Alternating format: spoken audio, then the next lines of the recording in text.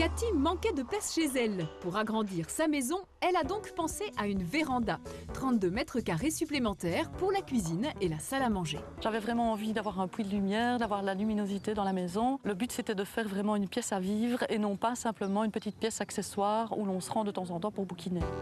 Pour cela, Cathy a dû s'assurer que la véranda ne se transforme pas en frigo l'hiver et en cocotte minute l'été. Les vérandas ont heureusement considérablement évolué depuis 20 ans.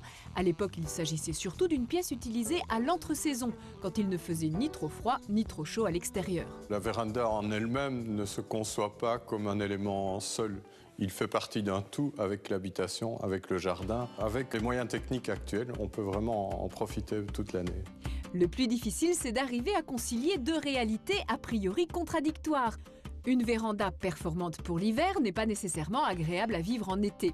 Pour garantir un confort toute l'année, ce constructeur commence par fabriquer des vérandas parfaitement isolées et ensuite il les aménage pour garantir à ses occupants un été au frais.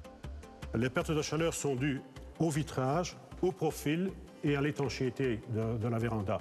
Alors le plus important évidemment, c'est le vitrage et le profil. L'étanchéité, c'est une question de soins de fabrication et de soins de pose. Aujourd'hui, le triple vitrage est recommandé, au minimum sur le toit et si le budget le permet, sur l'ensemble des faces.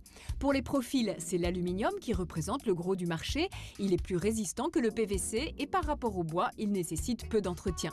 Mais le bois reste très apprécié, c'est pourquoi on voit de plus en plus ce genre de profil hybride.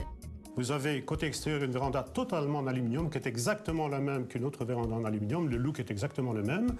Et vous avez par contre côté intérieur une véranda entièrement en bois. L'autre avantage, c'est que le bois associé à l'aluminium sera plus isolant qu'un profil entièrement en métal.